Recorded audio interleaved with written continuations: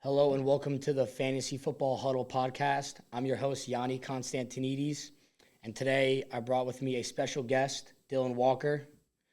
Dylan Walker is one of my good buddies and one of my league mates. I would say, Dylan, well, you're one of the better players in our fantasy league. Yeah, well, unfortunately, I came in second last year, lost in the finals, which is tragic, a hard loss. It sucked. But I usually am up there. So today we'll just dive into different players and stuff, top rankings, who we think is going too high, too low, and just advice we could give you guys for your leagues next year. Perfect. So, we're going to start off with the one and two picks, right? I think we can agree on that. Yeah, no, everyone knows who it is, I think. Jameer Gibbs and Bijan Robinson. Of course, yeah, because, usually there's not that many running backs. Nowadays, the running back depth isn't that deep. Running backs get injured all the time, and those are just two guys you know that'll be great. You know they'll always give you points on a weekly basis. I feel like you're both so similar as players, but when it comes to running with the ball, I feel like they're just so different. I feel like Bijan is very elusive and head down, and I feel like Jameer Gibbs is just on that field, just outrun you and just put faith in his legs and just dust you in the dust. Definitely. Well, Gibbs is way quicker. He's a quicker back. He has that nickname of Sonic, of course. So he just relies on his quickness and getting all the way down the field. And then if we're going to talk about players who are just superstars and just understand the league, have been in the league for so long, we're going to talk about Jamar and Justin Jefferson, the boys from LSU. Yeah, those, in my opinion, are definitely the unanimous two best receivers in the league. They've been doing it ever since they got into the league, putting up numbers every single year.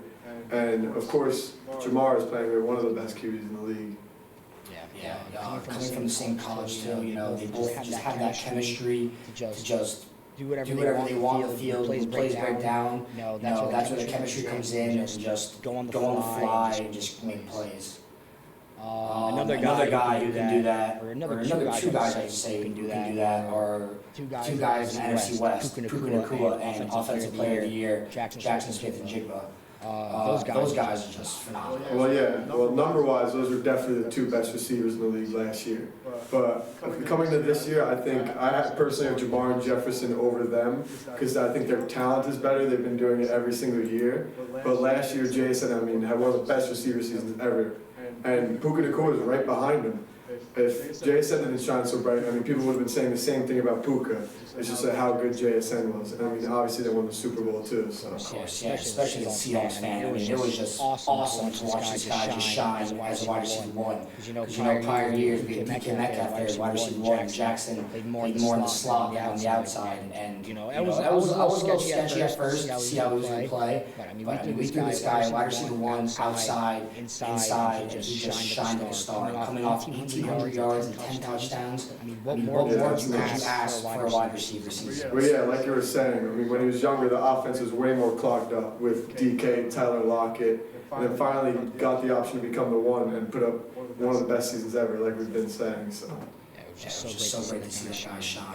I feel like these guys have been pretty consistent, but I feel like if we talk about Mr. Consistency himself at wide receiver, we have to mention Amon-Ra St. Brown. Oh, yeah. Year after year, this guy's just putting up just unreal stats. He's finishing fourth, third, fifth, and second in the last 5 years. What more could you ask for Mr. Consistent guy? And on a weekly basis, too. Every week. You never have to think he's just going to have a dud. Amon-Ra will be there, get his targets. The Lions are a great offense. He just does it on a week-to-week basis, so you never have to worry about him. But after him, who they have in the rankings, who I don't know how to feel about because he's obviously one of the greatest talents ever. He gets fed Christian McCaffrey, but he's always just out of games on a year-to-year basis. Now he's getting very old. I wish he could just stay on the field. It is just a gift to watch him play the game. He was pretty healthy this year. He didn't miss a single game last year, looking at it now, but that is probably one of the first times of his career. He's been known for that his whole career. He probably would have been the first overall fantasy pick for the last 6 years if he was able to stay on the field. He had 1,200 rushing yards, almost 1,000 receiving yards. He almost had a 1,000 yard season. We still had over 2,000 yards, which is ridiculous nowadays. I don't think I've heard of a player with 1,000 in recent history. Talking about running backs and staying in that category, we also have to mention that guy in Indianapolis. Indianapolis, Jonathan Taylor. Oh yeah. Wisconsin made, Wisconsin bred. This guy is just a beast, dude. Beginning of last year, he was ridiculous. One of the best running backs we've ever seen. I mean, he slowed down at the end, but he was going on a tear last year for a minute. He was the RB1, I remember, for the first half of the year, looking at it, 28, 29, 28, 20, 31, 35, 46, just monster games last year. And then he had his bye week, and after that he fell off 6, 12, 11, 10, 4. I mean, he just wasn't the same player at the beginning and the end. I mean, if he kept it up last year, he would have looking at probably the greatest fantasy season ever. So he just fell off a cliff. Yeah, that offense was crumbling when Danny Jones went down. Question, how do you feel about CeeDee Lamb going into this year? I mean, I had him on my team last year, which you remember, so I don't know how I even came in second place, because I think I took him very high, first round, one of the top 6 picks. I mean, he just wasn't the same last year as he's been in his career, but huge reason for that was George Pickens, who I honestly think is one of the players who we mentioned who will say he thinks going too high. I think he's going a little too high this year. So I think CeeDee Lamb's going a little too low, because I think he's going to ball out this year now, and Pickens is going a little too high, because most of the targets are going to go to CeeDee Lamb. That tends to happen when it's very clogged receiving. Not everyone can eat. Yeah, I love CeeDee. You know, the guy, other than last year, has just been so consistent. You know, he really doesn't get drops. You know, you'll see him go for big plays, short plays. He's just you know, playmaker. You know. Always, yeah. I mean, on a weekly basis too. Yeah.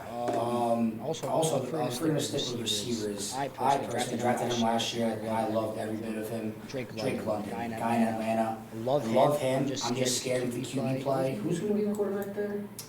I mean, probably Penix again, which wasn't it wasn't the best last year. But they're just gonna get more and more chemistry. And London is a great player. He's a great talent. He's still young too. I mean, he's only 24 years old, so you know he's just gonna only get better and better, especially as the years goes on.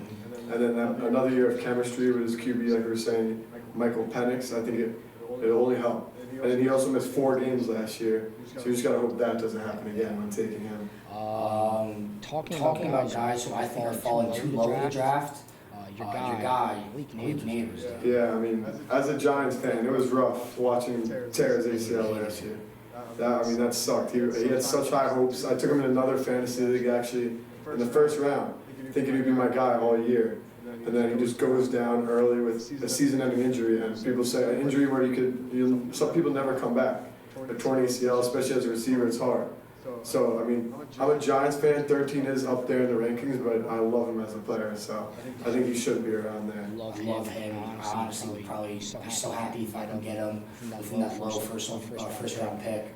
But another guy that's going to be falling right around the same time as him. It's a guy that I personally don't like, a guy that I personally drafted last year also, Mr. Nico Collins in Houston. I mean, if we're going to talk about first round busts, this guy has to be mentioned. You know, I know Hayden's the guy, but he finished last year with one game over 20 PPR points. I mean, that's the first name that stuck out to me that I was looking at too. I mean, all these guys have been good on a year-to-year basis, or like young players who could be very, very good, but he's just like kind of in the middle of that. He's not too young anymore. I mean, he's 27 years old. I mean, he's been decent every year, but he hasn't been like a star. So I think he is way too high in these rankings. Yeah. I mean, 14's high. Above players like Saquon, I mean, a running back in Philly. That's just ridiculous. That's too high to be over him. Yeah, Saquon. Love Saquon too. Past Giant guy too. You see him and Derrick Henry falling around the same time. Who do you think? Who would you rather take? I mean, at this rate, probably Derrick Henry, because Philadelphia's offense has so many stars. We saw last year. That's why Saquon didn't produce too well. They have 2 great receivers. Jalen Hurts, who runs in touchdowns. But Derrick Henry just constantly gets fed. He'll always put up touchdowns. If we look at his stats now, I mean, he had 16 rushing touchdowns last year.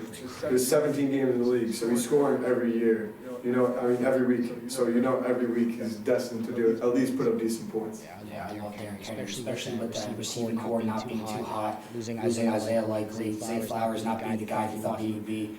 I love Derrick Henry. I think I'm taking Derrick Henry over those two guys, I would say. Yeah, I would say. If we're going to stick with the running backs, we see also Ashton Genty from the Raiders. Second year back. Second year. We see Devon Achane in Miami. I think I'm taking Genty comfortably. Yeah, 100%. I mean, second year backs, that's usually when they break out. And especially as a first overall pick QB coming in now, the offense is going to be way better. Yeah, we're going to see that offense, I think, shine a little more now than other guys. Offense, way more touchdowns. Offense, I don't think will shine. That's why I'm stay away from him is Achane. Losing starting quarterback, starting receiver in the same offseason is that might be the worst offense in the league next year. I mean, they have nobody. Their QB was a backup last year. I mean, I know he shined when he came in for the games for the Packers, but he just got a deal. I don't know how good they'll be. They have no receivers anymore. But he'll always get targets, though. That's his thing. They're going to bank on him for the whole offense. I had him last year. He was a comfortable top 10 running back, but sometimes when he didn't put up those big numbers, he put up duds, and that was probably the reason why I lost a lot of games. We were just talking about the Raiders' offense, how young they are, and how I think they're going to shine. I think the guy that we should highlight is Brock Bowers. Oh, yeah. Guy's a stud. Every year. Especially from Mendoza. I mean, coming as a first overall pick QB, a rookie, all young QBs look for their stars. And when throwing the ball, he's going to look for Bowers because he knows he's a reliable guy, especially a tight end, easy receptions. I think Bowers might put up 7-8 receptions a game next year. We could see him going for monster games week in and week out. Another guy who's falling right before him, honestly, is Trey McBride. That's surprising to me, especially when they just lost their starting quarterback, Kyler Murray, to Minnesota Vikings. But they have a backup veteran, Jacoby Brissett, a guy that we know is going to look for the superstars, a guy that we know is going to rely on the guys that can make plays. Trey McBride is definitely one of those guys. Coming off a 1,200-yard season, 11 touchdowns, 130. He broke the reception record, if I believe correct, from the tight end. That's when he went up when Brissett came in. Brissett peppers him in targets. He feeds him every game. McBride's putting up 8-10 reception games almost on a weekly basis. He finished with 126 receptions. So. I love those two guys. I feel like you definitely can't go wrong with one of them. I don't know if this is surprising to me or surprising to you, but Josh Allen going right below them. I mean, don't get me wrong, this guy is an absolute stud when it comes to quarterbacks. He's probably the most all-around guy you've ever seen in recent years. Throwing for almost 4,000 yards, 25 touchdowns, and rushing for almost 614 touchdowns. I mean, that's the question now. It's usually running backs, receivers going high. The question is now if you want to take a tight end or QB in the second, third round that high, but then you risk having a weaker running back and receivers. But if you're going to take any of the three guys, it's going to be Josh Allen, Bowers, or McBride, especially in the second round, where the end of the second round, that's where the ranking has them go. Josh Allen having similar rushing touchdowns as Derrick Henry to me is outrageous. Just shows how much talent this guy has and just how good he is as a running back. Yeah, well, he's just a monster. He's a huge guy for a QB. Talking about rushing, another guy that's falling just below those three guys you mentioned, Marion Hampton. Stinks. It's upsetting because I drafted him last year, and I had a lot of faith in him as a player. Rookie coming out of where? Georgia. The guy was just supposed to be the guy in the backfield. Obviously, we saw Najee Harris go down. A lot of people thought he was going to trend up, and which he did. He definitely excelled in some of those games. Then we saw him go down with a torn ACL, and first year guy having that injury. It's hard to bounce back. Yeah, I mean, he's still a young back, and there's no one else really in that offense, so that's probably why they have him ranked this high. But I agree, this is way too high for a guy coming off an injury like that. And then right below him, just the guy that has a soft spot in my heart. Talking about Jacksonville, Seattle, Kenneth Walker, dude. So upset that we had to let him go. But I'm excited to see him play in Kansas City. He's a great guy, Super Bowl MVP. Just all around back. We saw him do most of the work when it came to the offense, and we saw him lose those goal line touches to our other guys at Charbonnet. But I'm excited to see him play. How do you feel about it? I mean, in Kansas City now, I think he's going to do the exact opposite. He's not going to have to put in as much work going down the field, but he's going to get so many touchdowns because of how good that offense is.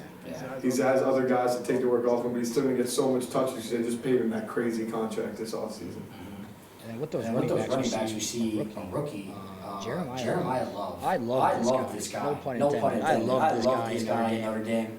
He was one of He the was best running back prospects prospects we've seen since Genty, but I would say more Saquon Barkley. I mean, yeah, third overall picks. I mean, he's got to live up to the standards. If you're going to take him third overall these days at running back, you're expected to be a top 5 guy in the league, top 3 guy realistically. So he better do it. I don't say I hate where he is right now at 32nd. I don't say I love where he is, but you know, it's a Mr. tape with him.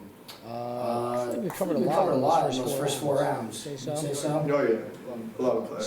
So unfortunately, that is all the time we have for today on Fantasy Huddle Football Podcast. Thank you, Dylan Walker, for joining the podcast. Whenever. We want to thank you guys for tuning in and listening, and we hope you guys come back for another episode. Thank you.